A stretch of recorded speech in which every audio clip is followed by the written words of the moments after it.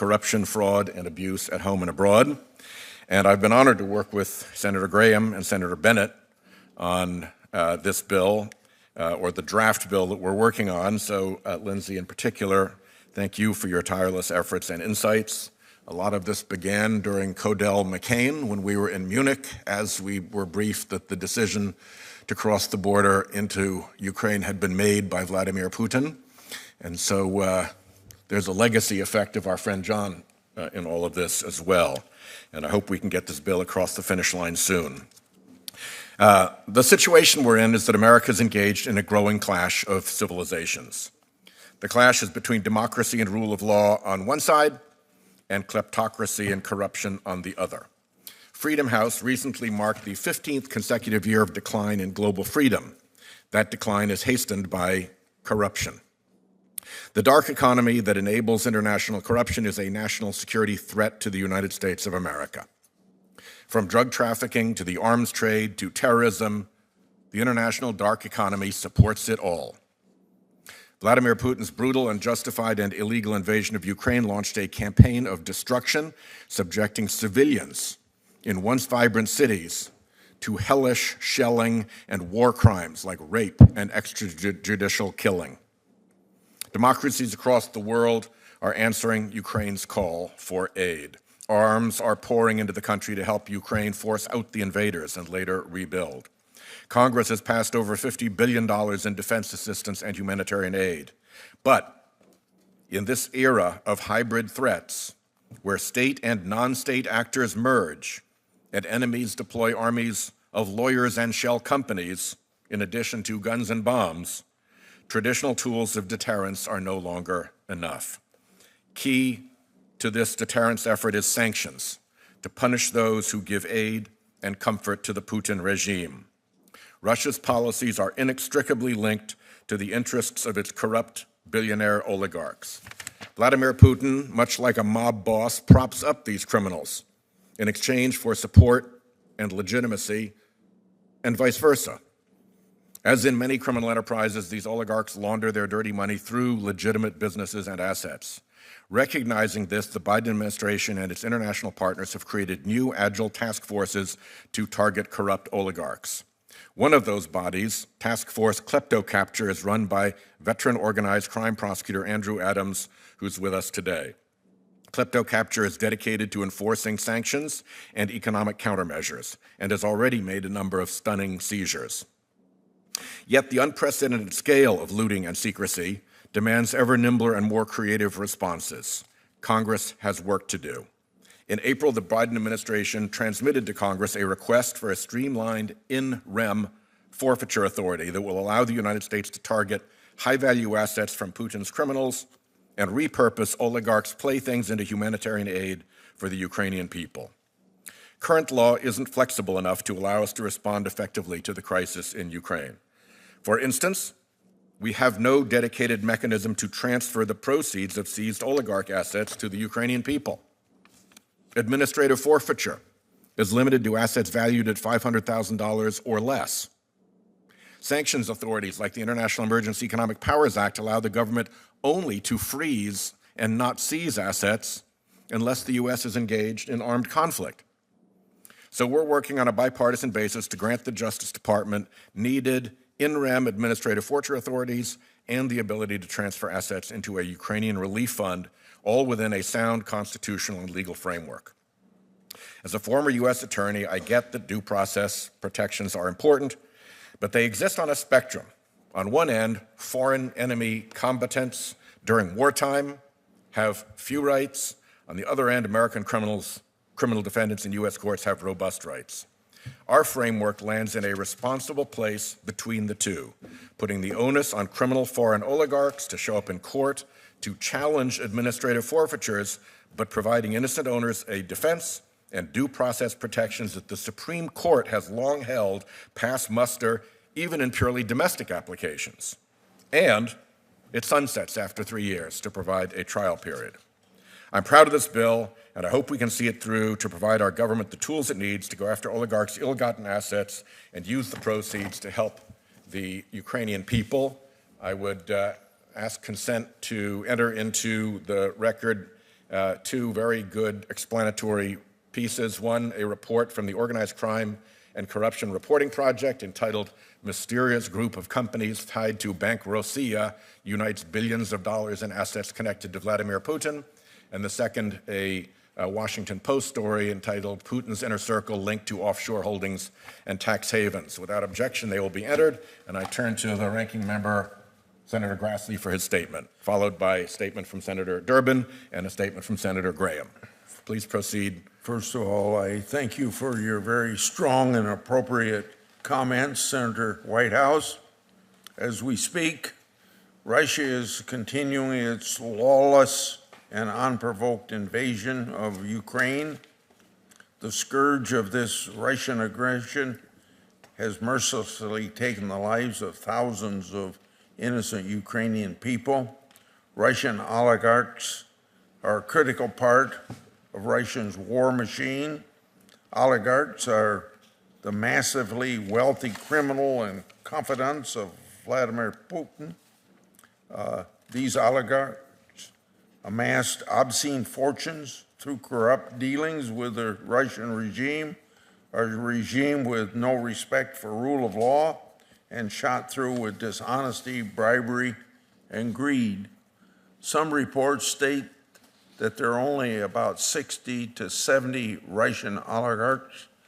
Though a small in number, the illegal wealth of these oligarchs is astounding. Prior to the unprovoked Russian invasion of Ukraine earlier this year, the estimated net worth of these shameful Russians was approximately $530 billion. This illegal amount of money is marked by corruption and stained with blood. In this way, these Russian criminals are no different than ruthless, violent drug trafficking cartels or otherwise sophisticated, cash-rich criminals. And like drug cartels, these oligarchs like to spend, hide, and launder their dirty money. We've all read about the multi-million-dollar luxury yachts that these criminals use to sail around the world with, while leaving death and destruction in their wake. Now the unprovoked Russian attack of Ukraine was rightly and swiftly met with sanctions from both of our nations and other nations. The Russian attack also led the Senate to authorize military and humanitarian assistance to Ukraine, and I was able to support that.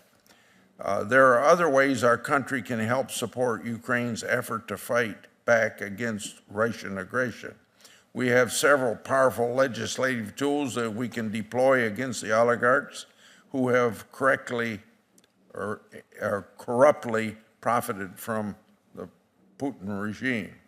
With these statutory tools, we can go after them and their assets. We should seek the full measure of justice against these high-level criminals, and this means not only taking their assets, but we should also seek to convict and imprison these people if they come within U.S. jurisdictions. However, unlike Russia, we're a nation that respects the rule of law, and we should do our best to ensure the legislation we craft complies with our Constitution and will be upheld by our courts. Otherwise, we run the risk of convictions being reversed and assets being given back to the very criminals we're seeking to hold accountable. Strengthening our anti-money laundering laws is one way that we can go after criminals' ill-gotten gains. This is why I reintroduced earlier this year the Combating Money Laundering, Terrorist Financing, and Counterfeiting Act of 2022. I'm glad to say Senator Whitehouse is my Democrat lead sponsor. Senator Cornyn is an original co-sponsor. This legislation would improve law enforcement ability to investigate and prosecute criminals who launder money through our financial system. We must, however, do more. The administration has recommended several proposals to target the oligarchs' wealth and assets. I agree with several of the administration's requests, including expanding our RICO Act to include other offenses that will be useful against cash-rich criminals, including oligarchs. Beefing up the RICO statute will provide U.S. prosecutors with the tools they need to secure conviction. However, unforced errors must be avoided. We could end up handing the oligarchs an unfortunate victory by not carefully crafting our legislation so that it passes constitutional muster. Unfortunately, portions of the administration's proposal are incomplete, poorly drafted, and too narrow in their application. For many years, I've been a watchdog over our criminal and civil systems that deprive criminals of their profits. These systems are powerful, but can sometimes be abused and turned into confiscation systems, something that is contrary to our Constitution. It's clear that we need more tools to fight sophisticated oligarchs, cartels, and other transnational criminal organizations. That's why I support some needed modifications to our existing system, including raising the dollar threshold for some types of administrative forfeitures and making it easier to use classified information in these proceedings. Whatever legislative changes we do must be calculated carefully to improve the current system overall without unnecessary litigation risk. I yield. Chairman Durbin. Thank you, Senator Whitehouse. Today's hearing focuses on the important tool for holding Vladimir Putin and his corrupt allies accountable after Russia's unprovoked illegal invasion of Ukraine, seizing the illicit assets of Russia's oligarchs, ensuring that those proceeds are aiding the people of Ukraine. I want to thank Senator Whitehouse for this timely hearing and his leadership on this issue, and express my appreciation both to him and Senator Graham. For nearly 5 months, the world has borne witness to Russia's aggression and war crimes against the Ukrainian people. New horrors fill the pages of our journalists each day. Deliberate attacks on homes, schools, hospitals, churches, rape, torture, summary execution of civilians, some shot with their hands tied behind their backs, children killed while fleeing for safety, elderly couples shot dead in their homes. Few expected Ukraine to withstand the assault this long. I remember the early predictions. It's a matter of days before Kyiv would fall, and then perhaps there would be some guerrilla effort to maintain a presence and fight back the Russians for the weeks and months that followed. Look what happened in real terms. The amazing courage and resilience of the Ukrainian people has really not only kept them in the fight, in many respects they are prevailing, though there's still a long battle ahead. Free nations around the world have united in support of this courage, imposing unprecedented sanctions on Putin and his corrupt allies. I saw this unity firsthand just recently when I visited Lithuania, Sweden, and the NATO summit in Madrid. With every world leader that I spoke to, there was a common purpose and resolve to hold Vladimir Putin personally accountable. The swift accession of Sweden and Finland into NATO is a testament to this shared resolve. Now it's time for us, the United States Senate, to be one of the first legislative bodies to approve that historic membership. Here at home, we have to redouble our efforts to investigate and prosecute war criminals. We need to strengthen our laws so that the perpetrators of war crimes will never find sanctuary in the United States. That is why Ranking Member Grassley and I have introduced, along with our colleagues, Senators Graham and Leahy, the Justice for Victims of War Crimes Act. The Senate should pass this measure without delay. I applaud the Department of Justice for launching the Klepto Capture Task Force to target those who support and enable Russia's war of aggression. This task force is leveraging all the department's existing tools and authorities against those who would evade or undermine the economic actions taken by the U.S. government in response to Russian aggression. I look forward to hearing from today's witnesses as we examine additional steps we can take to facilitate seizure and forfeiture of ill-gotten gains and the illicit assets of Russian oligarchs. I would close with this. Think about what we're being asked to do. Have a hearing, pass a law, execute policies that make a difference, and now think of the sacrifices being made by the Ukrainian people. They are literally offering up their lives every single day in this cause. We shouldn't be the ones that are suffering battle fatigue, and they certainly aren't. We shouldn't be the ones with a limited attention span. They have to be wary every single moment of the possibility of death to defend their homeland. Can we do anything less than stand by them and give them all of our support? Thank you, Mr. Chairman. Thank you, Chairman Durbin. Senator Graham. Thank you, Mr. Chairman. I just want to pick up on where Senator Durbin left off. Senator Grassley, thank you so much for being on this issue before it was popular. Senator Whitehouse has been the anti-oligarch guy before it was cool. And now we're getting a critical mass, and I appreciate Senator Durbin's leadership. So 4 days has turned into 4 months. Where do we stand 4 months later? Ukraine is still standing, resolved and resilient. NATO is bigger. There's an effort to wean Europe off Russian oil and gas. There's a measure to designate Russia state-sponsored terrorism under U.S. law that I think will have unanimous support soon. And now there's an effort to go after Putin and his cronies, and this legislation is much needed. I was in Ukraine last week. Beyond arms, which they need, the president of Ukraine said if America would speak to the fact that Putin is running a state enterprise of terrorism, it would get some people off the dime. It would be a morale-boosting event for Ukraine, and it would be justice regarding this invasion. So I'm hoping this week we can pass the resolution by myself and Senator Blumenthal, co-sponsored by virtually everybody, to designate Russia a state sponsor of terrorism. What does this legislation do? Senator Whitehouse and I and many people have been working on a system to deal with a hybrid conflict here.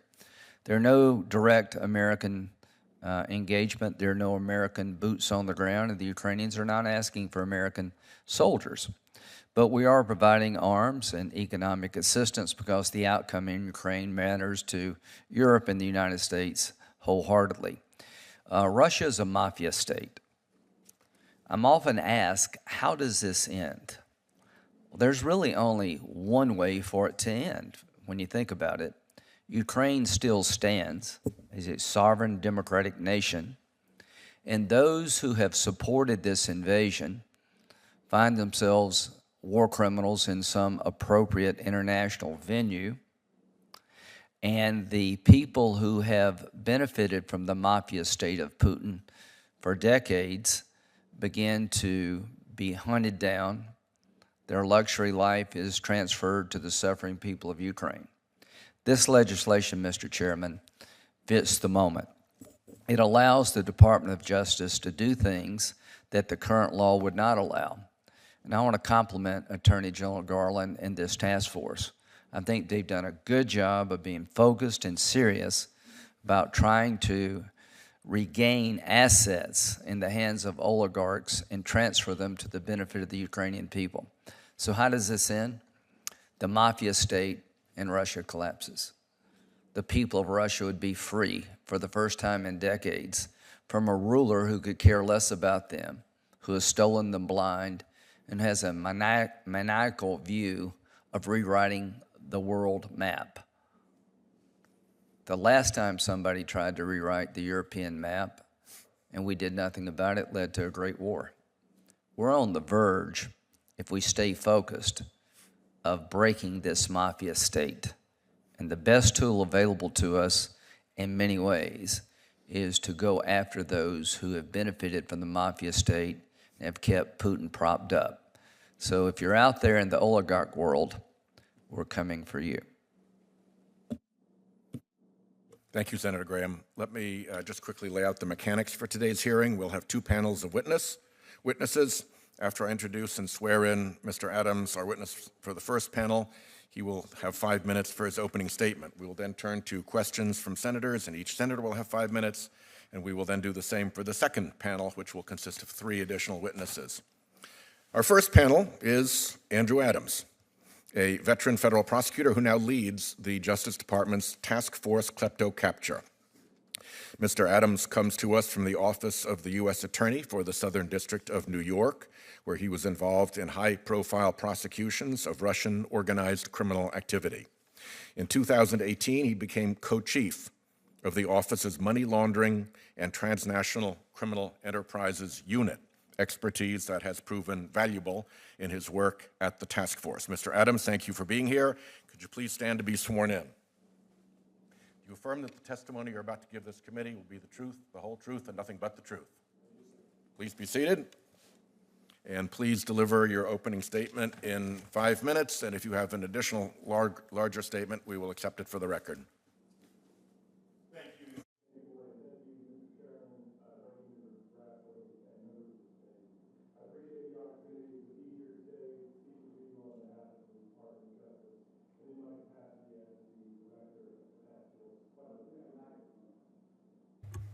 Thank you, Senator. To discuss the important work of the task force in response to Russia's unprovoked, illegal, and brutal war of aggression in Ukraine. The atrocities committed since Russia's most recent invasion have been well documented. Russian attacks have devastated Ukrainian cities, leaving some on the verge of humanitarian collapse. According to recent statements from Secretary of State Blinken, as many as 1.6 million Ukrainians have been forcibly deported to Russia, and a new report from the OSCE details how the Russian campaign against Ukrainians has included a program of torture and rape. These offenses and many more are why the work of the task force is so important. Our targets have profited and continue to profit from a system of corruption, and they continue to sustain and enable that same corrupt regime. Their willingness to facilitate and acquiesce in Russia's malign activities contributes to the death and destruction that we are witnessing every day in Ukraine. This task force is dedicated to enforcing the sanctions, the export restrictions, and the economic countermeasures that the United States has imposed, along with our allies, in response to Russia's unprovoked military invasion. It draws on the expertise and energy of agents, analysts, translators, linguists, and prosecutors throughout the department, and indeed throughout the United States government. Our goals are first to bring charges against any individual or any entity sanctioned under the Treasury designations or limited through the Commerce Department's rulemaking, rolled out in response to this Russian aggression. With respect to people and entities on those lists, we will pursue any charge available and any seizure theory available. Sanctions evasion and money laundering are obvious charges and theories in this space, but if opportunities to bring charges for bank fraud, wire fraud, visa fraud, extortion, or truly any other federal crime are presented as to a listed person or entity, that is a charge that we will support and pursue. Second, we will target those who would facilitate the evasion of economic sanctions and the Commerce Department's export controls. For banks, for real estate agents, for broker-dealers, exporters, manufacturers, and others, our goal is to shine a light where sanctioned actors may operate in shadow. Now, our immediate focus has been on disruption of those individuals and entities who have aided and supported this corrupt Russian regime. We've worked quickly with our international partners to seize a Russian oligarch's $90 million luxury yacht in Spain, to seize and transport a roughly $500 million yacht from Fiji to San Diego, and to seize millions of dollars associated with sanctioned parties and found at multiple U.S. financial institutions. We've also filed and unsealed charges against Russian oligarchs and their associates for evasion of sanctions and other related crimes. Today, this committee is considering legislation to augment the task force's ability to seek charges and seize assets resulting from these oligarchs' corrupt dealings with the Russian government and enable the transfer of those proceeds from those oligarchs to the people of Ukraine to remediate the harms of Russian aggression. And that's a goal that this administration, the administration, firmly supports. In addition, the department continues to advocate for the following key proposals. One, our proposal to clamp down on facilitation of sanctions evasion by amending the International Emergency Economic Powers Act, or IEPA, penalty provision to extend existing forfeiture authorities to what we call facilitating property, and not simply the proceeds of those offenses. 2, our proposal to add criminal violations of IEPA and the Export Control Reform Act to the definition of racketeering activity in the Racketeer Influenced and Corrupt Organizations Act, or RICO. This proposal would extend a powerful forfeiture tool against racketeering enterprises engaged in sanctions evasion, and it would pave the way for prosecutions that appropriately capture the scope and the complexity of those evasion networks. 3rd, our proposal to extend the statute of limitations from 5 to 10 years for money laundering in connection with certain foreign offenses that gives our prosecutors time to follow the money and unravel complex networks on which these oligarchs rely to hide their wealth. And 4th, our proposal to improve the United States' ability to work with our foreign international partners and allies to recover assets linked to foreign corruption. I appreciate the opportunity to appear here today to discuss the task force's focus, its efforts to date, and potential legislation as it relates to Russia's unprovoked and illegal war of aggression in Ukraine. Mr. Chairman, thank you. Thanks, Mr. Adams. Is there a national security component to your work? There is, Senator, sitting in the Office of the Deputy Attorney General. One of the benefits that this task force can draw on is the ability to call on experts in the DOJ's National Security Division as well. So you're not just involved in law enforcement. What your work has national security ramifications for our country. It does. The department presently does or does not have authority to transfer the proceeds of seized assets to Ukraine. As a general matter, there are limitations on that.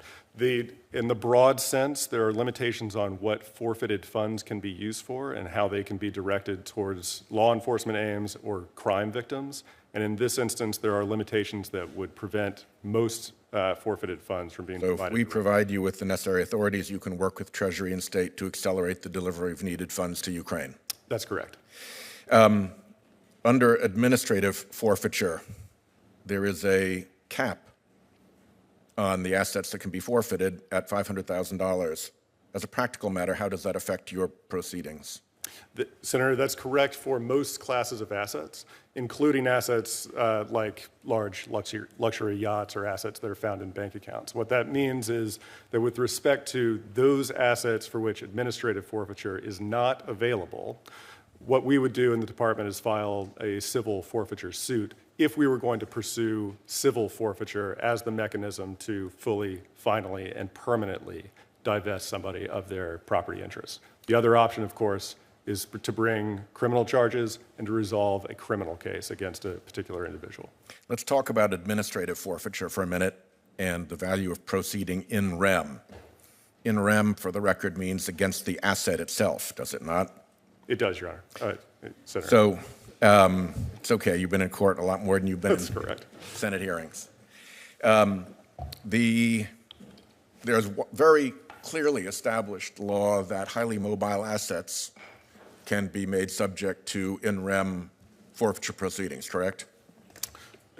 And more than just highly mobile assets, but those as well, yes. Yes.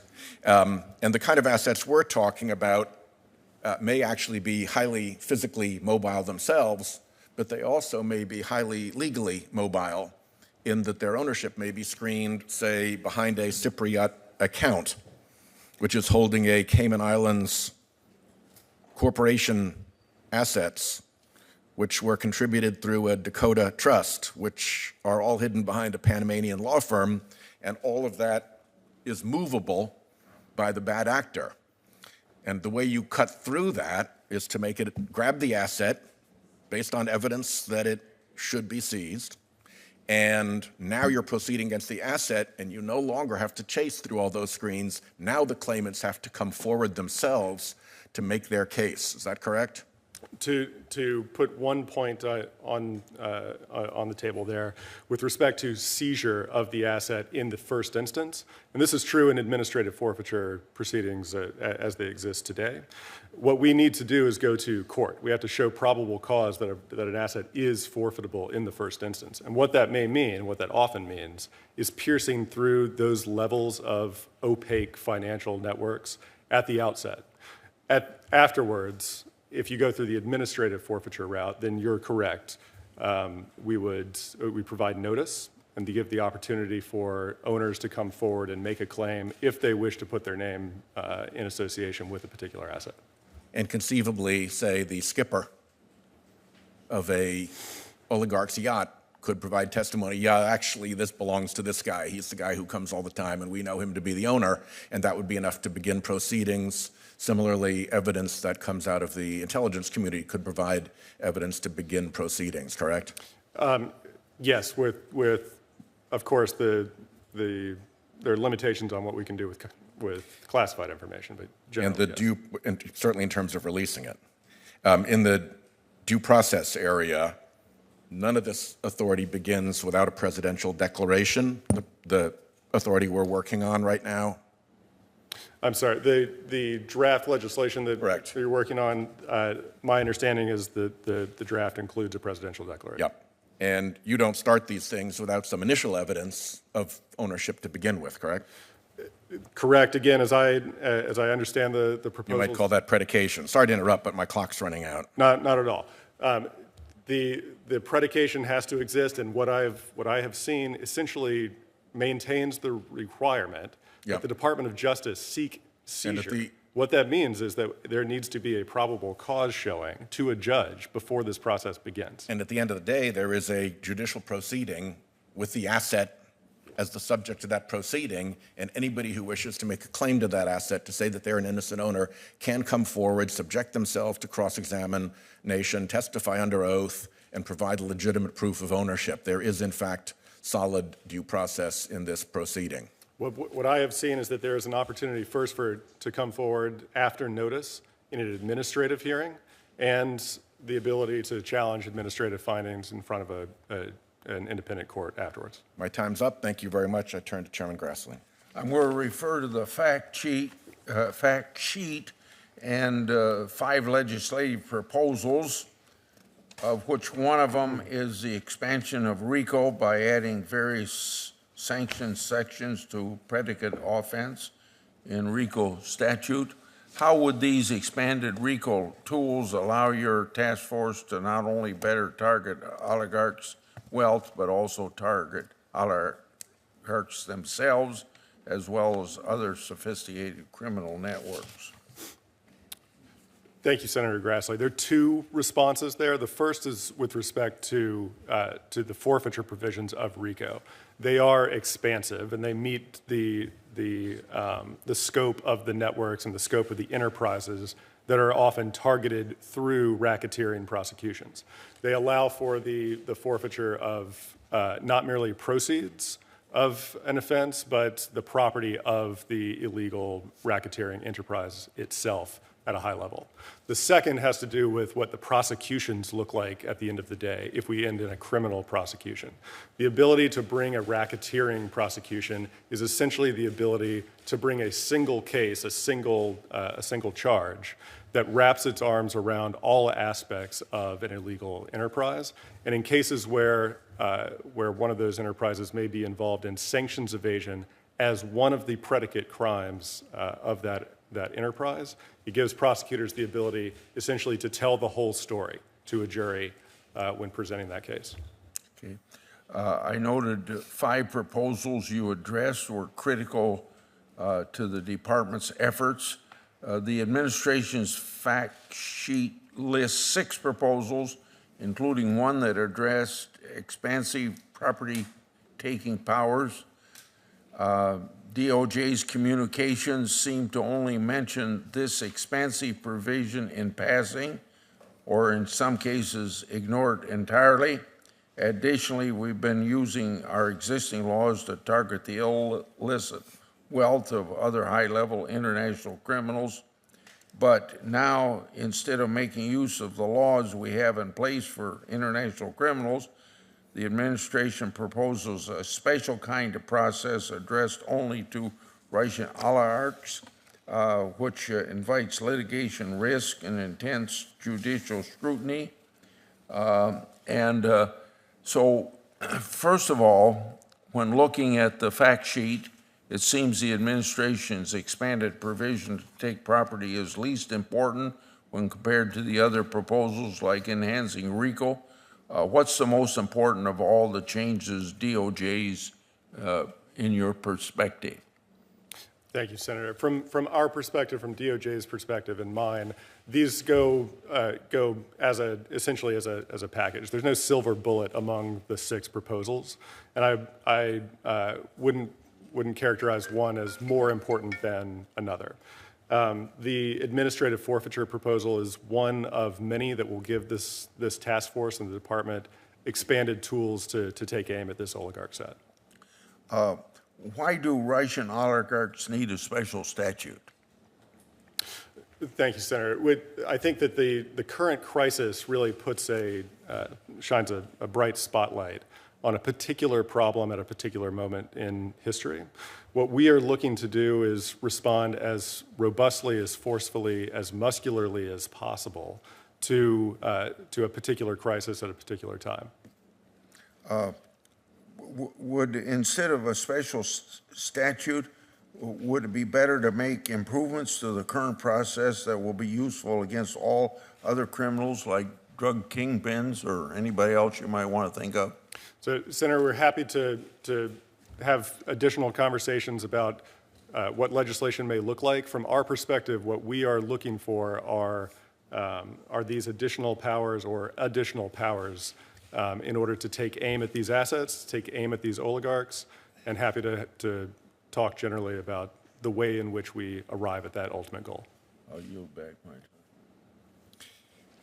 Chairman Durbin, then Senator Graham, then Senator Feinstein, then Senator Cornyn. Chairman. Thanks, Senator Whitehouse. Mr. Adams, I have 3 questions. I'm going to ask all 3 of them and see if you can remember them to answer.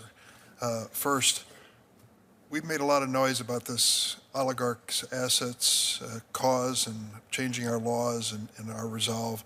What do we have to show for it after 4 months? The Ukrainians, of course, have shown a lot of resilience and courage and determination. Do we have a big fish that we've caught along the way here to point to? Secondly, do you get cooperation from other countries outside the United States in this effort? If you could point to a specific, I'd appreciate it. Third, have you been able to bring this to Vladimir Putin's doorstep? Many people think, I think Navalny and others have said it publicly, that he has amassed a fortune in the process of his leadership in Russia. Do we know that, and is there any way to get to it? Thank you, Senator. So as to the first two questions, they do go hand in hand to an extent. What do we have to show for efforts to date? First are some significant seizures and public messaging of the resolve of the United States and our ability to make seizures and to bring cases well outside of the territory of the United States, but to reach into pockets of the world where these oligarchs, I believe, feel that they have been safe for years, and to demonstrate that that's no longer the case. What I mean by that going hand in hand with your second question, sir, is that another thing that we have to show for it is an unprecedented level of international cooperation. I think that the action that the United States has taken to date has spurred continued cooperation, continued resource deployment outside of the United States, and that is the singular difference, I believe, between today. Best example? Certainly. Across the European Union in particular, to see the matching and the alignment of their sanctions regime with our sanctions regime. The same is true in the United Kingdom. The same is true even more specifically in certain of the member states themselves. I was in Latvia last week meeting with members of their Ministry of Justice. Their efforts are substantial for a country of a relatively small size. They're punching above their weight, and they're leaning heavily into this fight. And then with respect to your third question, I, of course, won't comment on specific investigations. I will say that Mr. Putin, along with a number of people in the Russian Kremlin political class, are on the sanctions list. And as I say, anybody on that list is a subject of our investigations and our efforts, and they will continue to be so. Thank you very much. Thank you. Senator Graham. So how much money are we talking about? And is there any indication of how much money is out there in the hands of oligarchs that one day we may recoup some of it? It's a fantastic question. It's a difficult one to parse. There are hundreds of millions of dollars, hundreds of millions of euros that exist in different forms that we know. So we're talking about multiple billions. I think that's almost certainly correct. Whether that is in the form of assets that are criminal proceeds and thus forfeitable is a different question than assets that can be frozen today and may be confiscated. But the point is, anything we can find that is legally allowable helps Ukraine, takes a little burden off the American taxpayer? That's correct, Senator. So I just want people to understand that, when we appropriate money for Ukraine, we believe it to be in our national security interest. But if there are other ways to get money into the system that would help Ukraine and hurt the mafia state in Russia, let's do it. So I think this, on a scale of 1 to 10, if the legislation we're talking about actually becomes law, how much significance would it have in your efforts to go after these oligarchs? Hard to put it on a scale of 1 to 10. I do believe, and I am aware of instances in the past where, had these provisions been in place, there would have been opportunities to take even more aggressive action. So you think it would be significant if Congress gives you these tools? I do. Okay. When you talk to other nations, are they doing similar things?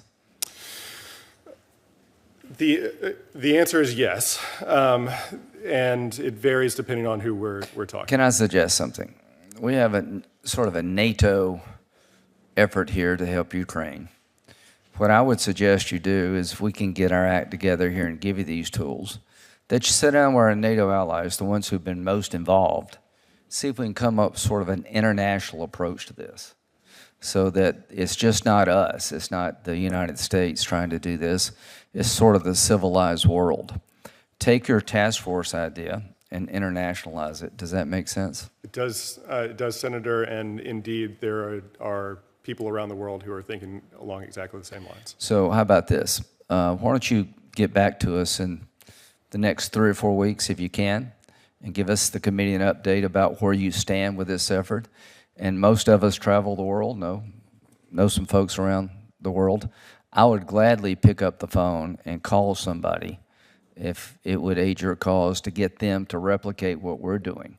Because the way we win this thing is just not the United States, Mr. Chairman, it's sort of the civilized world joining the United States. So I want to thank you and Attorney General Garland for this task force.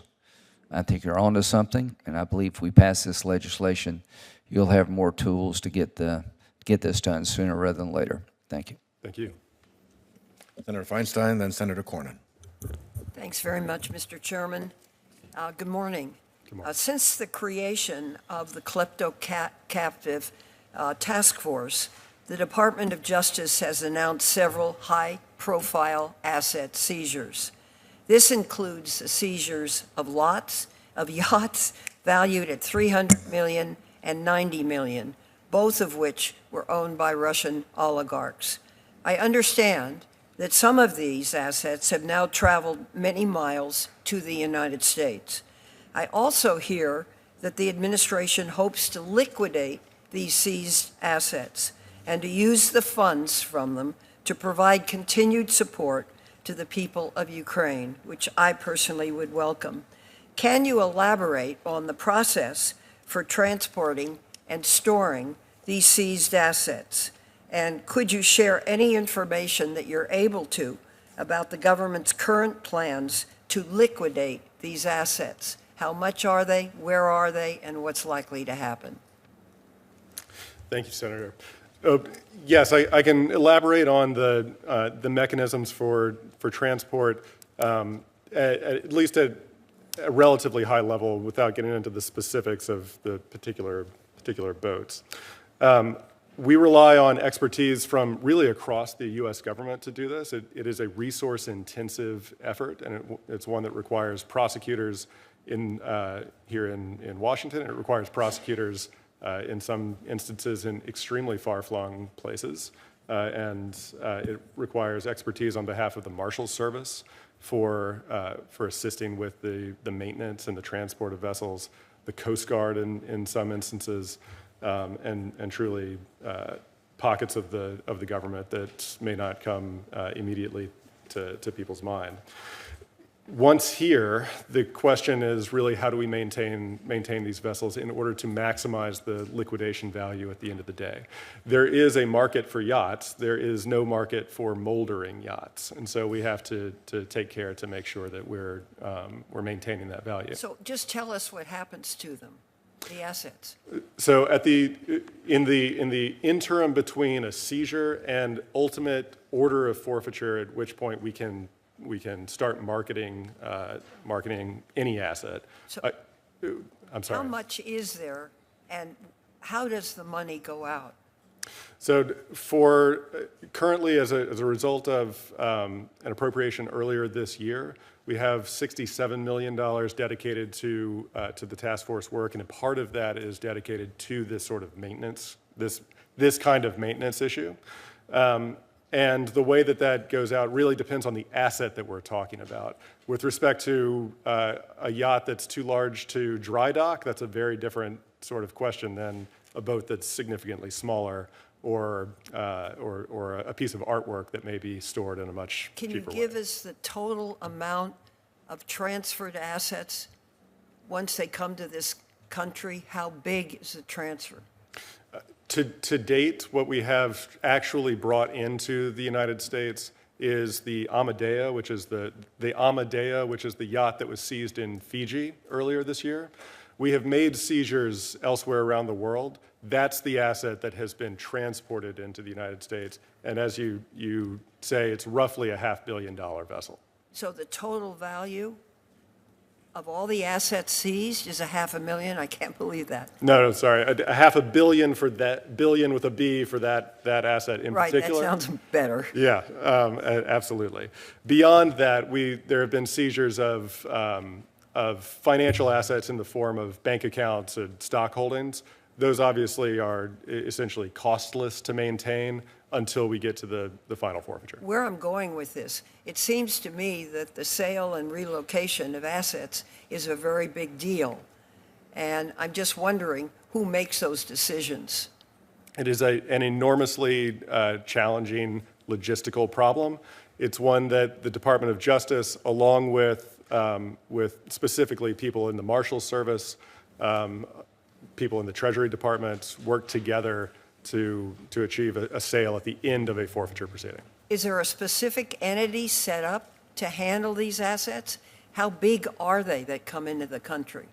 So it depends on the asset, and it is generally, but not always, the role of the U.S. Marshals Service to maintain the integrity of a physical asset.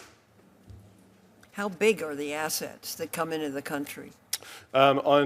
In this case, on the cases that we have been working on, the Amadea physically is enormous. It's the size of a building, and its value is roughly $500 million. $500 million? Yes, ma'am. Of how many assets? Just that one alone. Wow.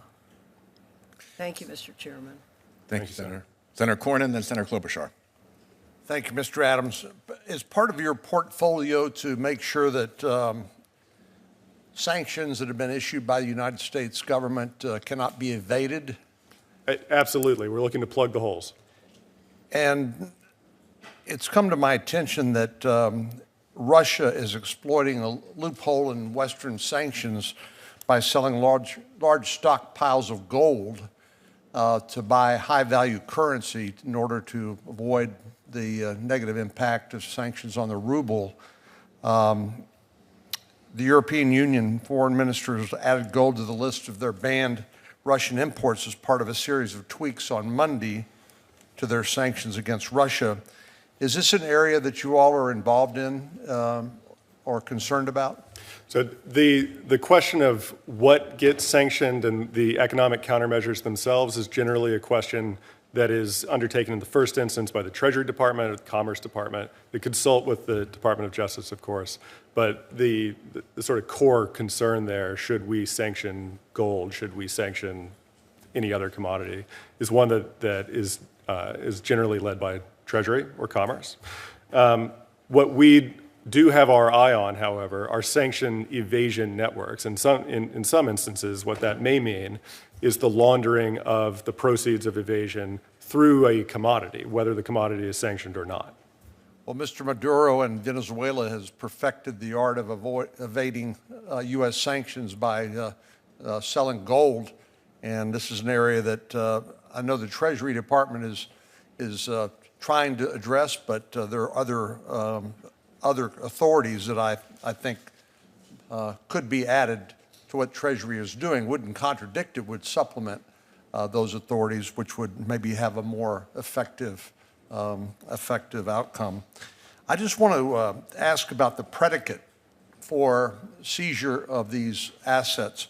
As I understand S 3838, it says that the president may only confiscate funds or property from a foreign person whose wealth, according to credible information, is derived in part through corruption linked to, or, it's a disjunctive, political support for the regime of the president of the Russian Federation.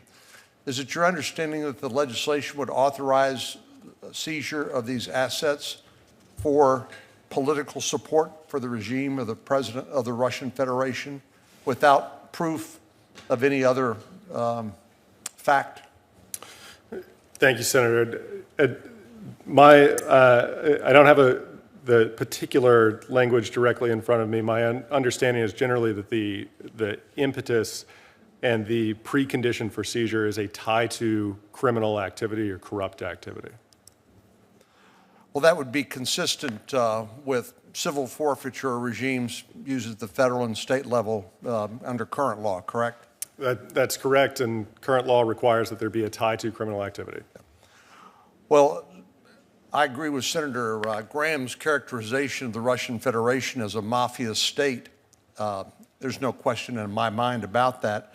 I want to make sure that we don't do things which inadvertently could be used against the United States or our friends and allies. Because if we end up seizing foreign assets, we've got plenty of assets that might be seized under some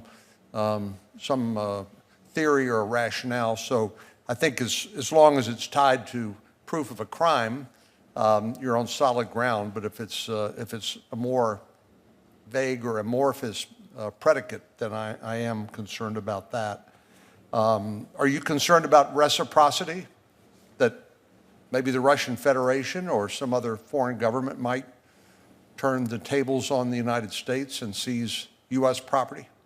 As you say, Senator, there's a distinction between us and a law-abiding, rule of law nation committed to due process, which this task force is absolutely dedicated to supporting, and our adversaries who are, in contradistinction, decidedly not dedicated to those things. With respect to you make an important point. We're not talking about moral equivalency here, but we are talking about due process of law. What court would have jurisdiction over such a case? From a jurisdictional perspective, federal courts, I think, would clearly have subject matter jurisdiction. With respect to the question of venue or where these cases would be brought, it would depend on the facts of a particular case. And personal jurisdiction, I think Senator Whitehouse was making a distinction there about jurisdiction over the seized asset itself. It's pretty hard to get personal jurisdiction over the oligarch, him or herself, correct? It certainly depends. From the criminal perspective, assuming that there's an act that's happening in the United States, we would have the ability to bring the charge. Actually, arresting an oligarch who's sitting in Russia is obviously a tall order. Thank you. Senator Klobuchar, then Senator Blackburn. Thank you very much, Senator Whitehouse, for holding this very important hearing. And I was in the last group of senators that met with President Zelensky before the war started.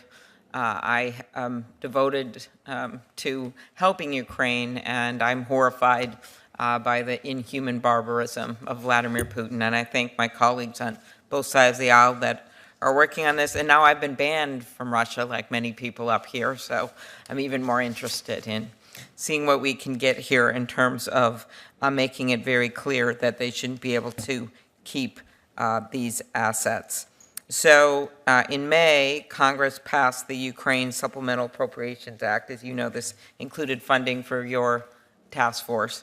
And I'm very pleased with a lot of the work that you're doing.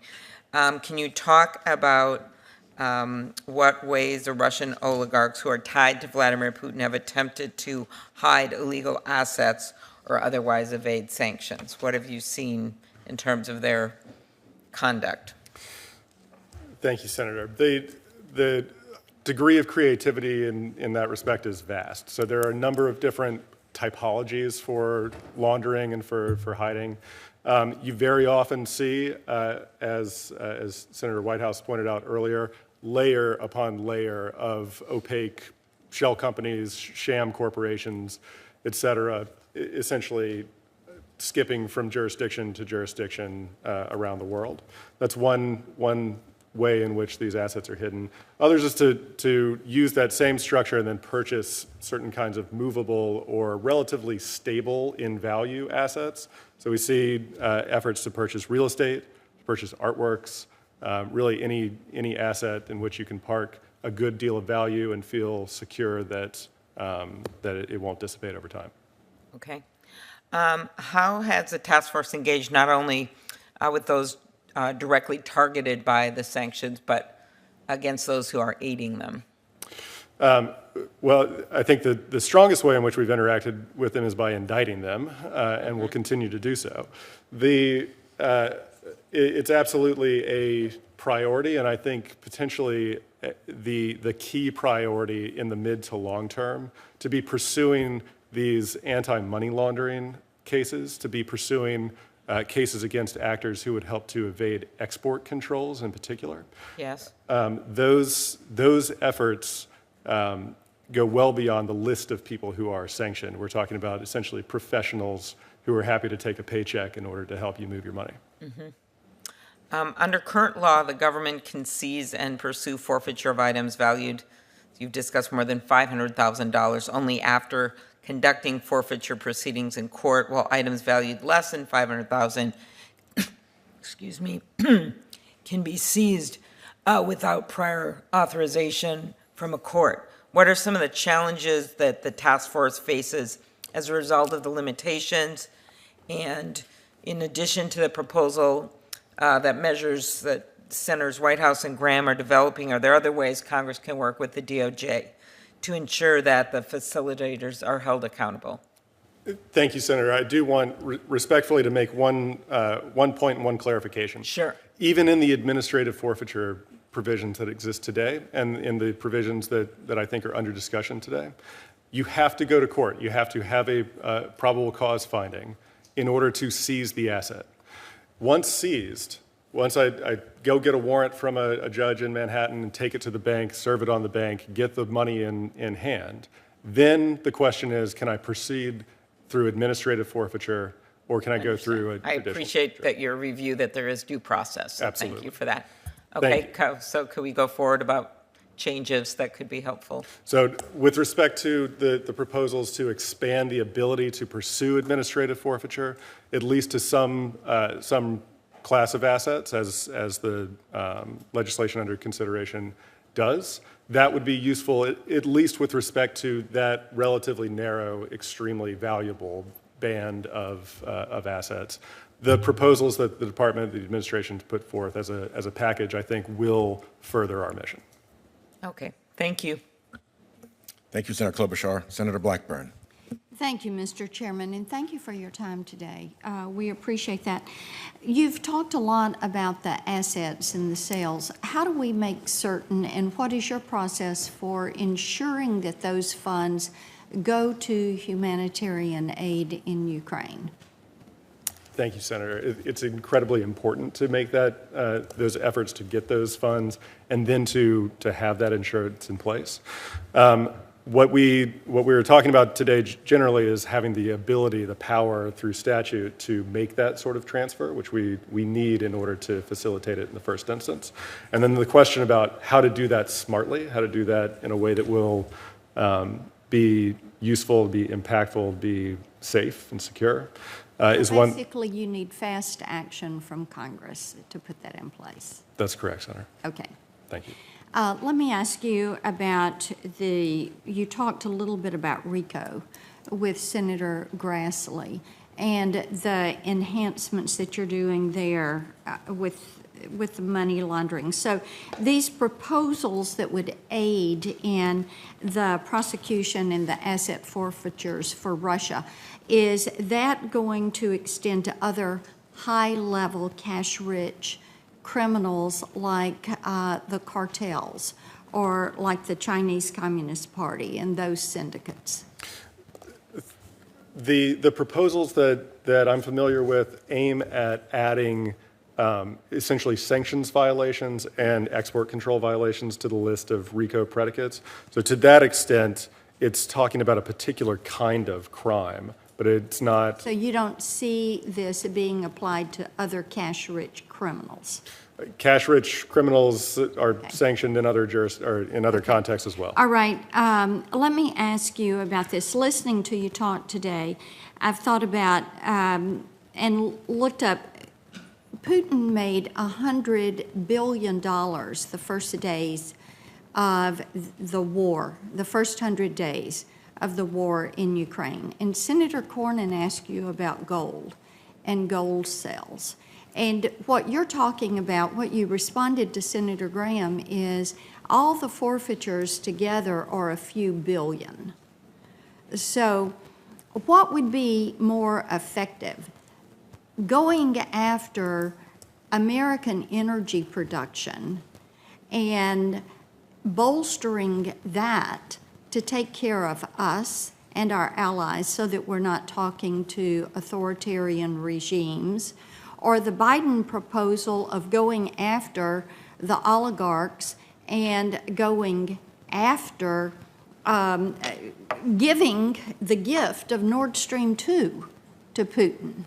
So what is going to be the most effective way to be certain Putin does not have the money to keep fighting this war?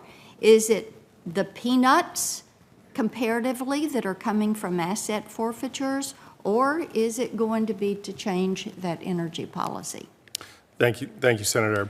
I'll defer on the question of what gets sanctioned and what the economic impact to my friends at Treasury. Once something is sanctioned, it's our job at the department to make sure that there's no leak in that system. But, you know, when you look at gold, when you look at oil, that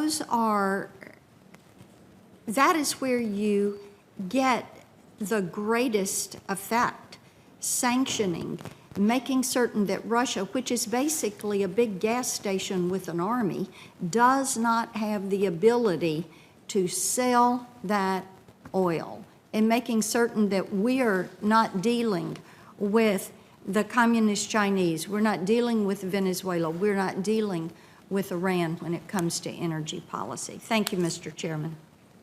Thank you very much. Mr. Adams, thank you very much. I had a significant role in the supplemental funding you've received, so I'm very happy to hear your report on how you've been performing with it. We will do our very best to assure that, subject to presidential declaration of a national security imperative, you get the in rem authority you need to proceed against oligarch assets, that you can proceed against assets with a greater value than $500,000, and that the department has the authority to transfer to Ukraine relief the resulting funds via state and treasury. I believe you gave us the phrase of the day when you said the strongest way in which we've interacted with them is by indicting them. So thank you for that, and you are now dismissed to get back to the fight. Much appreciation to you and your team. Thank you, sir. Our second panel will feature 3 additional witnesses, and I welcome them and thank them for being here. As they come to the table, I will do two introductions, and then Chairman Grassley will do the introduction of his witness. The first witness is Adam Smith. Mr. Smith is currently a partner at Gibson Dunn. Mr. Smith has deep expertise in sanctions and national security law, having served as senior advisor in the Treasury Department's Office of Foreign Assets Control, where he played a primary role in all aspects of the agency's work, including Russian sanctions issues. Indeed, Mr. Smith was an architect of the United States-Russian sanctions strategy after the 2014 invasion of Crimea. Mr. Smith has also served at the UN, at the World Bank, and on the National Security Council. The second witness is Casey Michel, a prolific author and Russia expert. Mr. Michel is an adjunct fellow at the Hudson Institute's renowned Kleptocracy Initiative.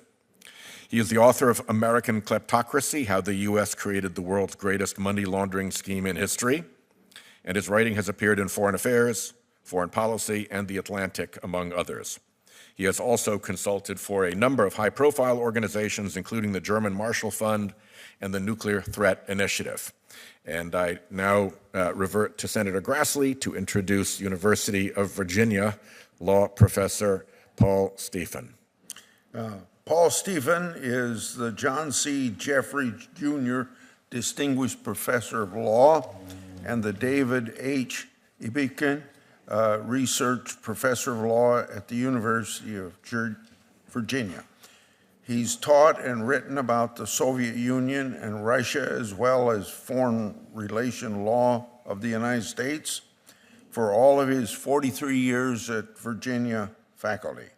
He worked on behalf of the Department of Treasury to assist Russia in the creation of its tax system from 1993 to 98. He's also served as counselor for international law to the legal advisor of the Department of State 2006 to 2007, and as special counsel to the General Counsel of the Department of Defense 20 and 21. We thank him and you for testifying here today. And if I might add one thought, I was a student at the University of Virginia when Professor Jeffries was teaching. So it's nice to see this seat in his name, and I appreciate that. Thank all of you for being here. I may ask all of you to stand to be sworn in. Do you affirm that the testimony you're about to give to this committee will be the truth, the whole truth, and nothing but the truth? Yes, sir. All the witnesses having answered in the affirmative may be seated. And Mr. Smith, you may proceed with your opening statement. Please contain it to 5 minutes, and we will accept whatever additional materials you wish for the record. Thank you. Chairman Durbin, Ranking Member Grassley, members of the committee, good morning, and thank you for having me testify today. I was privileged to serve at Treasury in the White House during the Obama administration and have been assessing the best means to address Russia's aggression since Moscow's initial invasion of Ukraine back in 2014. Moscow's aggression, of course, against Ukraine has increased over time, and especially since last February. And given the significant economic need in Ukraine, the time has clearly come to further assess next steps. A focus on targeting and forfeiting oligarchs' illicit assets is a logical and potentially powerful approach. While there are several options for expanding authorities to more easily allow the forfeiting of oligarch-related illicit assets, as I have described in my written submission, I believe the most effective approach would be something similar to what I understand is the subject of a bipartisan bill currently in development by Senators Whitehouse and Graham.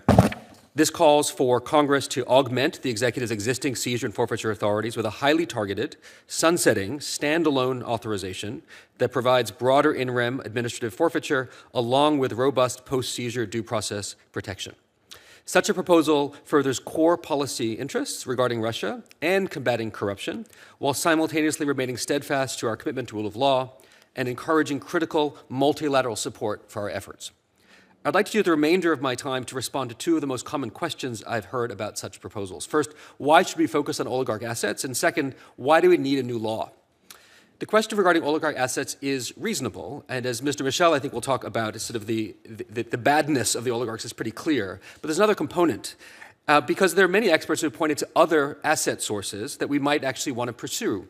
First, of course, would be Russian sovereign assets, central bank assets, for example, and assets derived from Moscow's continued sale of oil and gas. However, attaching Russian sovereign assets raises significant legal and practical challenges and greatly complicates the ability to obtain multilateral adoption of similar legislation. Focusing on the siphoning off of Russian oil and gas sales, as we've done in the Iran context, risks the continuity of oil and gas supplies for our core European allies and thus limits their likelihood of support while requiring cooperation from foreign jurisdictions that have thus far been unwilling to assist. So in contrast, focusing on illicit Russian oligarch assets provides a far more promising and perhaps easier solution to going after those assets. So why is a new law needed? The necessity for new laws is also a fairly reasonable query because we have some laws already in place. IEEPA, the sanctions law, asset forfeiture regulations, and other tools that already permit seizures in limited circumstances. However, as Mr. Adams, I think, described quite articulately, those existing methods do not give the U.S. government the flexibility and speed that the situation demands. It's true there have been some notable successes in seizing Russian oligarch assets, such as those yachts, the Tango and the Amadea. But while we're aware of those vessels and aircraft and funds, what we don't know about is how many of those assets have slipped through our fingers as the current bureaucratic and legal process proved too slow or too cumbersome. More must be done to augment the current authorities and improve their effectiveness in both denying bad actors funds and deterring bad activities. Depending on the current authorities, the speed of such actions can be maddeningly slow. The ability to leverage them directly or via court can differ depending on the value of those assets, as we've talked about. And the ability to direct funds to preferred beneficiaries can be imprecise if it exists at all. So why not just use IEEPA, right, the sanctions law? As a former OFAC official, I'm well aware of the use of IEEPA for sanctions, and I am aware of the standalone ability under IEEPA in certain contexts to seize assets. Unfortunately, it's a deceptively simple solution to use IEEPA, either directly or to amend that statute. IEEPA currently only allows seizures of certain assets when the U.S. is in armed hostilities against an adversary. If the administration wants to trigger that, I think there'd be some important and challenging collateral and escalatory consequences to doing so. Moreover, such a determination would potentially allow the seizure of assets related to the Russian state, but may not allow the attachment of assets associated with the oligarchs. Secondly, if we use IEEPA, even if we did so, the challenge would be that it wouldn't allow necessarily the attachment of all the assets we were seeking. IEEPA, as I think this committee well knows, is limited by an amendment to IEEPA to impose restrictions on informational materials. In other words, even works of art, which are included in that term, would not necessarily be able to be seized, which I think would be a pretty big hole. So given this, I remain to where I began. The most effective approach would be for Congress to augment the executive's existing seizure and forfeiture powers with that new authority, a standalone, targeted authority focusing on illicit assets of the Russian oligarchs. Now, helpfully, courts in the U.S. and abroad have affirmed that this sort of approach can pass the scrutiny of due process. As such, the administration's proposal is, in my mind, a modest enhancement of executive forfeiture authorities and is both a needed and limited evolution in such authorities rather than a meaningful departure from existing precedent. So thank you again for this opportunity to testify. I look forward to your questions. Impressive timing, Mr. Smith, impressive timing. Let me turn now for his opening statement to Professor Stephen. Microphone.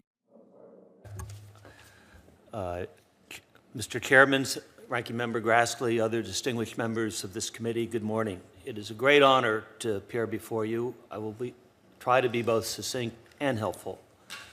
As Senator Grassley just said, I am a scholar and a lawyer who has worked for decades on Russian business problems as well as the threat of corruption in the post-Soviet space. I watched with concern as the United States and its allies took a laissez-faire approach to dark money coming out of this region into the shock of the Crimean annexation. Our relaxed approach to dark money did not cause Russia to invade Ukraine.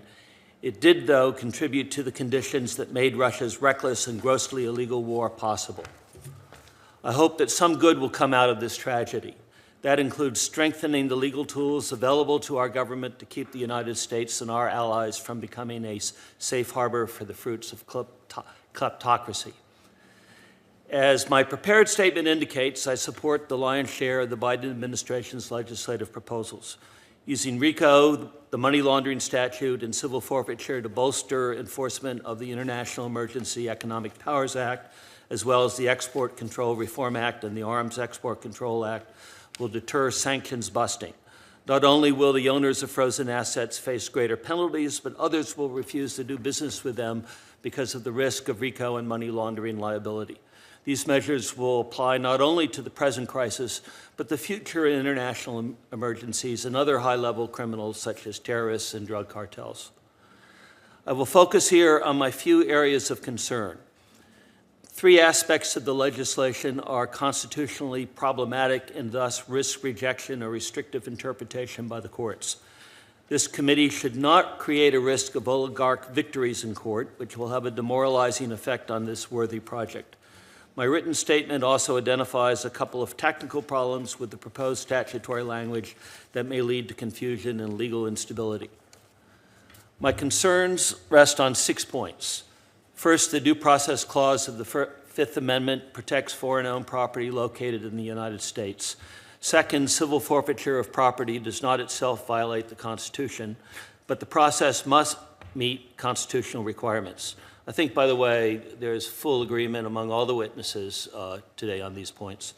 Third, retroactive application of civil forfeiture to property brought into this country legally, property not connected with any crime on the books at the time of its freezing under the International Emergency Economic Powers Act, is likely a violation of due process.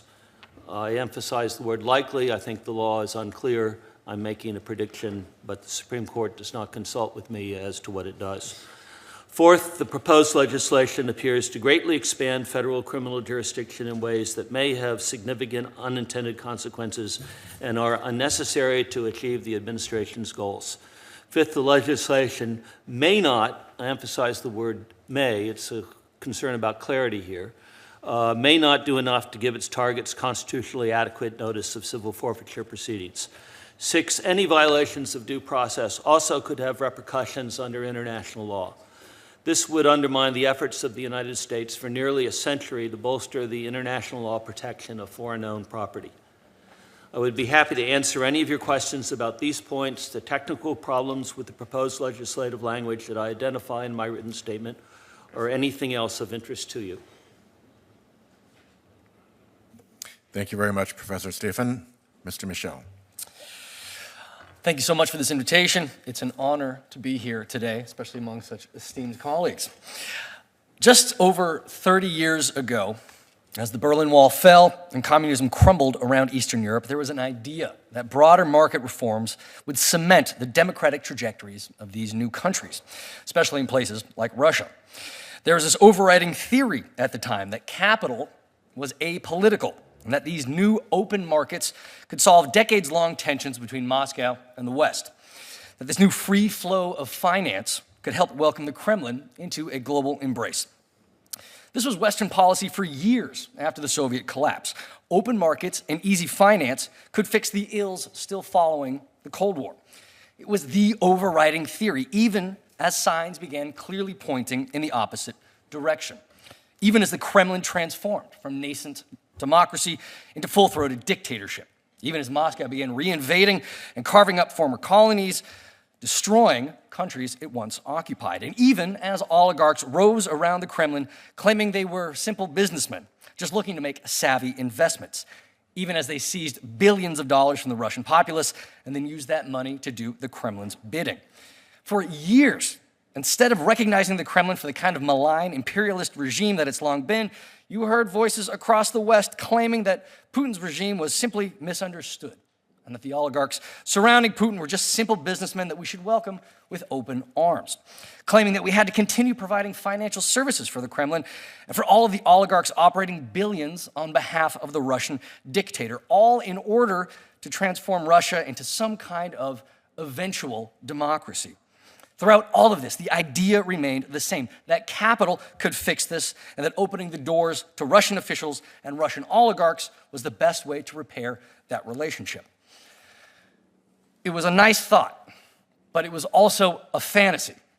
Instead of finance opening the doors to the Russian populace and having Western values flood into places like Russia, corruption and illicit finance began flooding the other way, began flooding into the West. Instead of Russian oligarchs becoming pro-Western businessmen, they instead opened the doors for all kinds of Kremlin influence and Kremlin interference, all while these oligarchs continued to protect Putin's wealth and continued to act as Putin's wallets. Instead of welcoming Moscow into the democratic world, the Kremlin and its proxies began using open market access to sink their corrupt tendrils into places like Washington, London, Ottawa, and elsewhere, and using these open financial flows to manipulate Western policy for their own malignant ends. Instead of Russia becoming more like us, we instead began showing signs of becoming more like them. And we've seen the results, most spectacularly today in places like Ukraine, where tens and potentially hundreds of thousands of corpses now lay scattered around the country, where the links between national security and unchecked kleptocracy could not be clearer, where both the post-Cold War order and the idea that capital is somehow apolitical now lie in ruins. Now, we don't have all day to list all the examples of Western institutions and industries targeted by the money linked to the Kremlin and its oligarchs, ranging from real estate and luxury goods to private equity and hedge funds. But we can use today's hearing to finally bury the idea, the fallacy, that capital is somehow apolitical or that the oligarchs and billionaires surrounding the Kremlin and similar regimes elsewhere are somehow simple businessmen or simply figures looking to make apolitical investments. Because if there's one thing the Kremlin's aggression has made clear, is that there is no such thing as a pro-Western oligarch. Every one of these figures is a foot soldier for a mafia state, reliant on doing the bidding of these regimes in order to retain their wealth. These oligarchs are all parasites, looking to suck industries dry while opening doors to regimes like the Kremlin and acting as effective wallets to help bankroll Russia's aggression and threaten American national security in the process. And we can use today's hearing to highlight one potential solution: seizing the assets we know are already linked to these oligarchs and using the proceeds from the sales of those assets to fund Ukraine's resistance. There's plenty of understandable hesitation to this move, not least as it pertains to concerns about property rights. But in this case, with Putin launching the greatest war Europe has seen since the days of Hitler and Mussolini, and with Russia's oligarchs still managing billions on behalf of the Russian dictator, there is no question that this is the best move forward. Not only will this help bankroll the brave Ukrainians fighting for their homeland, but it will help offset billions of dollars that this war has already cost. It will use these ill-gotten gains linked to the oligarchs working directly on Putin's behalf against the Kremlin itself, and it will illustrate that the U.S. finally understands the reality that there is no going back to the status quo ante, that we recognize these oligarchs for who they are, and that we see the Kremlin for what it is. Because if we fail in this effort, these threats won't end in Ukraine, and they won't end with Russia. All of America's adversaries are watching how we act and how we react to Russia's imperialism.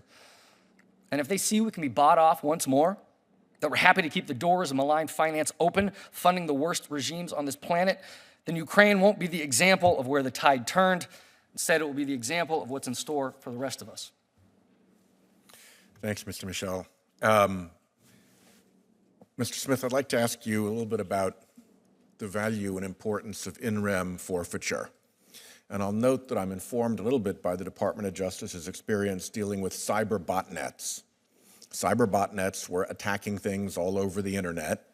Cyber botnets don't have an obvious owner to them, but somebody runs them. And in order to proceed against them, the Department of Justice proceeded in rem. It gave notice to the entire world that there was going to be a hearing in court on this day, and if anybody wanted to come and object to their efforts to take down that botnet, they were welcome to show up. There were probably handcuffs waiting for them if they did show up, but nevertheless, it was important that that process be followed. To try to go the other way and identify first the owner and then proceed against them would have been a fool's errand. It was essential that those proceedings be in rem. In general, is that the logic of proceeding in rem against Russian oligarch assets? Why is that form of proceeding so important? Thank you, Senator. It is for exactly that reason. In fact, Your microphone? Thank you, Senator. And it is very important for exactly that reason. And in fact, many of the owners of these botnets are indeed Russians, and some of them are linked to oligarchs. So it's actually a similar similar universe. It's really for the same reason that you mentioned in your opening statement, that if the Russian oligarch class has become good at one thing, it is being very good at obscuring who owns assets at any particular instant. That's a moving target. They can, in real time, shuffle ownership structures through lawyers while they're being pursued, correct? Absolutely. It's just zeros and ones nowadays. There's nothing that actually needs, from an ownership perspective, it is devilishly difficult. And the Europeans found this out sort of the hard way in many respects as well, because Europe has been a real sort of location for some of this historically that they're now tracking down on. Proceeding in rem puts the shoe on the other foot and requires Exactly. the owner to actually turn up and make their case. Exactly. Because And you that know is where his property consistent is. with due process. Exactly. Let me turn to Mr. Michel. There's obviously a national security aspect in hybrid warfare. The world has changed. It used to be that you were at war or you weren't. That's no longer so. Now the U.S. can have national security imperatives well short of a declaration of war and entry into direct armed conflict. You used a very interesting phrase. You said that these oligarchs act as Putin's wallets.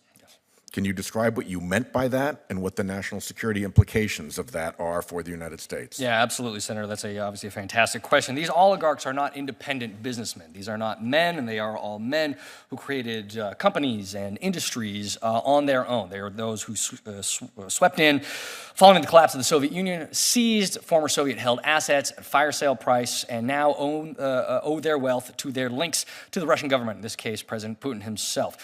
That's the first part of the question as it pertains to how they created their wealth in the first place, how they manage their wealth. So how are they Putin's wallets, and why does that have a national? What we have seen thus far, what is absolutely clear, is that President Putin does not maintain assets in his own name. He relies on those that he trusts. He relies on family members, friends, and as we know, the oligarchs themselves. All of them owe their wealth to him. They are only retaining that wealth through their good graces, to their connections to President Putin himself. They are effectively acting on his behalf. And why does that matter to the United States from a national security perspective while Putin is busily destroying Ukraine and have his troops raping and murdering throughout the countryside? No, absolutely. This is something that we have opened ourselves up to for decades. We have welcomed this money with open arms, obscuring the ownership, and frankly, we have very little idea as it pertains to what this money has done regarding industry after industry in the West, let alone how it has affected the policymaking apparatus. If we can't track and trace this money, we don't know where it's going, what it's done. Beyond that, we still don't have a clear idea how it funds exactly Putin's war machine. In order to seize these assets, in order to identify these assets, we can proceed from there to finally begin cutting the funding for Russia's aggression abroad, Russia's imperialism. This is as clear a case as any. So the United States could have a clear national security imperative in proceeding against Russian oligarchs short of declaring war with Russia. Yes, absolutely. And this is an important tool for us in the hybrid warfare world we now inhabit. Absolutely it is. Absolutely. This is something of a low-hanging fruit as it pertains to potential tools moving forward. Last question will be for Professor Stephen. You talked very articulately about the danger of America becoming a safe harbor. I frame this as a frontier existing between rule of law nations and non-rule of law nations. And I discussed the danger to rule of law nations from giving aid and comfort to non-rule of law bad actors by allowing them the shelter of rule of law for the assets that they have stolen or gained through criminal enterprise. Is that what you're referring to by, with your concern about America becoming safe harbor for illicit funds? How would you phrase it? I agree with the way you phrased it, Senator, and I would only add that the concern that I am articulating is that we are very careful to stay on the side of rule of law nations as we do this, so that we cannot... Understood. Thank you. Yeah. Ranking Member Grassley, then Senator Klobuchar. Okay, then Senator Blumenthal. Professor Stephen, you articulated about the predicate offenses for expanding RICO. How would these expanded tools equip law enforcement officers to target Russian criminals and other criminals, terrorists, and drug cartels for prosecution and depriving them of their ill-gotten gains? Thank you, Senator. First of all, RICO designation has a cascade effect. Once you're designated under RICO, you're also picked up under Section 1956, the money laundering statute, and also Section 981, the civil forfeiture statute. So you are basically implicating a whole range of extra tools. Particularly with RICO, you get two things out of this. You get if you will, broader net or a clearer definition of complicity. It is, I think, more effective than the conspiracy statute in picking up fellow travelers, facilitators, if you will. And secondly, the sanctions are greater. You face a number of sanctions that you don't face under the primary offense. And money laundering has essentially the same effect. The administration's legislative package has raised concerns by legal scholars like yourself. While you recognize the plan's obvious appeal, you've outlined in scholarship and in your opening statement some legal concerns that you have with the proposal. As you mentioned in your opening, there are litigation risks associated with the proposal. I'm also worried about the same. I don't want to do something that the court might just throw out. Would you please expand on these risks, including risks arising from the proposals trimming back some of the notice requirements that are implicated in the proposal? Yes, sir. Essentially, three concerns. First of all, the retroactivity problem. Part of the administration's package is to make civil forfeiture, although not criminal penalties, applicable to newly enacted criminal sanctions retroactively. If you look at the Supreme Court precedent on retroactivity in civil penalties, I think you get a noisy signal. It's clear that retroactivity in civil sanctions is not per se unconstitutional, but the court seems to be saying that they do have concerns and there are circumstances. My concern is a very strong penalty, like a very strong sanction like civil forfeiture, coupled to a significant break with existing law, which I think the administration's proposed new criminal provision would be, might lead to a declaration of unconstitutional violation of due process retroactivity.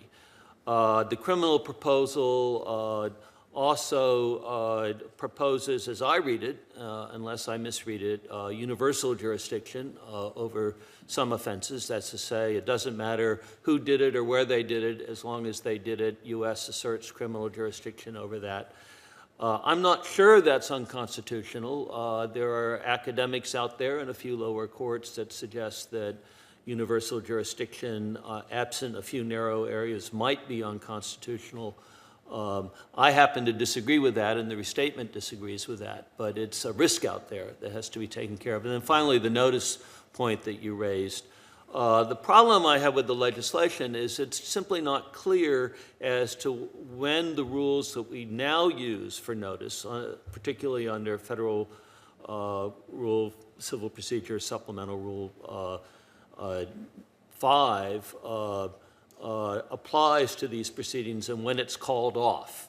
And I would like greater clarity on that so that we, to the extent possible, go beyond notice to the general public to give specific notice to anyone whose assets are implicated, even though we reject the theory they have that their assets are implicated. My last question, you've argued that Congress, quote, should craft a law that allows some assets to be confiscated without violating due process. How could Congress expand current law to allow our law enforcement agencies more robust powers without the risk of implementing fundamental constitutional protections? Are there specific problems that can be addressed across a number of different types of cases? Yes, sir. I already mentioned what RICO designation will do. I would add to that, I didn't mention this in my statement, but it seems to be lifting the cap on administrative forfeiture is sound, and I also think extending the statute of limitations from 5 to 10 years makes a lot of sense as well. Thank you. Thank you, Senator Grassley. Senator Blumenthal. Thank you, Senator Whitehouse. Thanks to Senator Durbin for holding this hearing, and to Senator Whitehouse and my colleague, Senator Graham, for pursuing this legislation so diligently. I have recently traveled to Ukraine, as you probably heard earlier from Senator Graham, and we presented President Zelensky with a copy of the resolution that we hope will be approved perhaps as early as this week, designating Russia as a state sponsor of terrorism.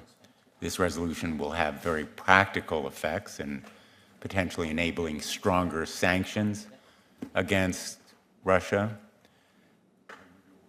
but it also has enormous morale and psychological impacts, as we saw firsthand as we presented it to President Zelensky, and he thanked us in terms that really were quite moving.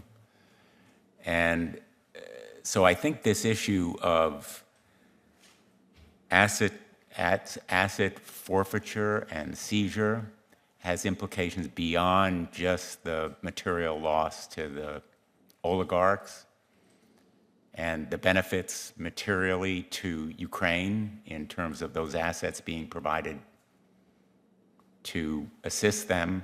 It also has an enormous morale impact for the people of Ukraine to know that someone is going after bad guys. Someone is going after the beneficiaries of this kleptocracy, and that there is some pursuit of justice in this world.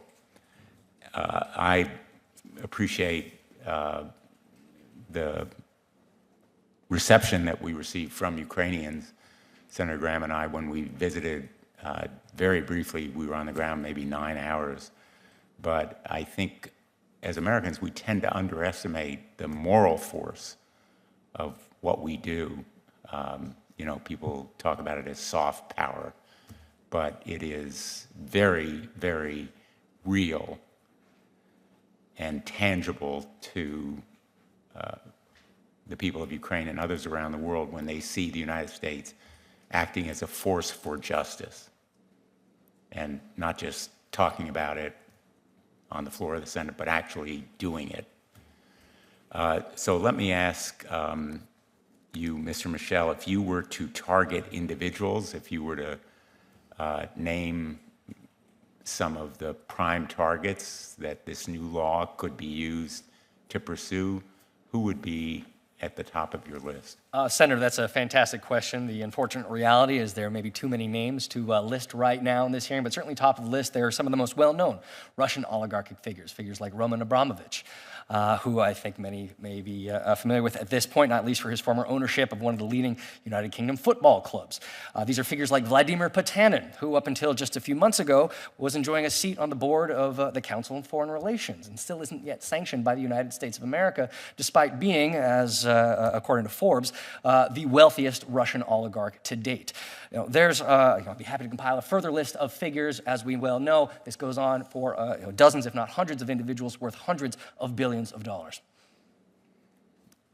Any others that you would like to, Mr. Simon, Professor Stefan, that you would like to name?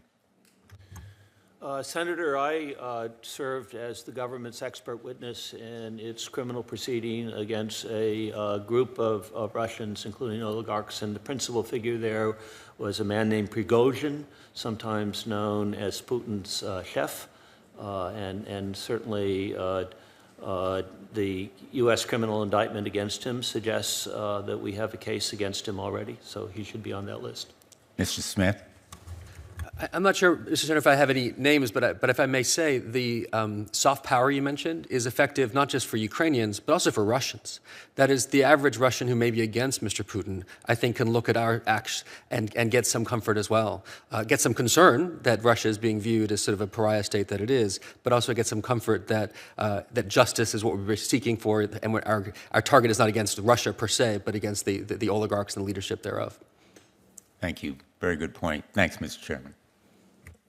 Thank you very much. That will bring the hearing to its conclusion. Let me thank the three witnesses for being here today. The hearing record will remain open for 1 week for any statements to be submitted to the record. Questions for the record may very well come to you from senators. They are due by 5 p.m. on Tuesday, July 26. If you could respond to them expeditiously, that would be very helpful to the committee. I do want to conclude by saying that what we're trying to craft here is something that is quite narrow and I believe consistent with the due process concerns of the United States Constitution. First, it would be in scope limited to where a presidential declaration of a national security imperative has been made. Second, it would proceed through an initial proceeding in which the government would be obliged to get a warrant to proceed against whatever the asset is, the painting, the aircraft, the yacht, the mansion, the penthouse, whatever. At that point, administrative procedures are pursued to go through the process that Mr. Adams described of holding and managing and preparing for sale or I guess condemnation is a fair enough word, the asset. But there will also be a proceeding in which that can be challenged. And that proceeding is also in court. And the claimant to the asset, who thinks it's being improperly or unfairly seized, has every right to show up at that point and make their case. What's important to me is that the onus be put on them to come forward and make their case, because that cuts through all this maneuver and screening that Mr. Smith described, which can be ongoing through the entire process while it's happening, and requires the actual owner to come forward. That's really not asking all that much. They will have actual notice if it's a $500 million yacht, for instance, that something of theirs is now no longer at their disposal. So I think it's pretty fair to assume that they will have, in fact, notice, and then they have to come forward. And the additional value of them having to come forward in court, in addition to having to present themselves, is that they now have to testify truthfully and subject themselves to discovery related to the question of ownership and the legitimacy of ownership of the asset. And that's important because otherwise the government is condemned and handicapped and hamstrung by having to play the game of eternal chase through all the screens and schemes and international hidey holes that they use, and with a pretty adept group of lawyers on the other side maneuvering those screens and hidey holes and shell corporations in a real ongoing basis. For me, the operation that the Department of Justice ran against the cyber botnets provides a pretty good exemplar of where we're trying to go, because you could never go find who was running that botnet.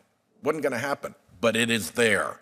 And if you proceed in rem against it and give notice to the world, come on in if this is your botnet, otherwise we're proceeding against you, I believe that is consistent with due process, and we're going to try to proceed along those lines. We're grateful for all of your testimony and look forward to your continuing to advise us as we continue to proceed to land this bipartisan bill and provide the resources that we can from malefactors in the Russian oligarch world to the people of Ukraine who are suffering so grievously. With that, the hearing is concluded. Thank you all.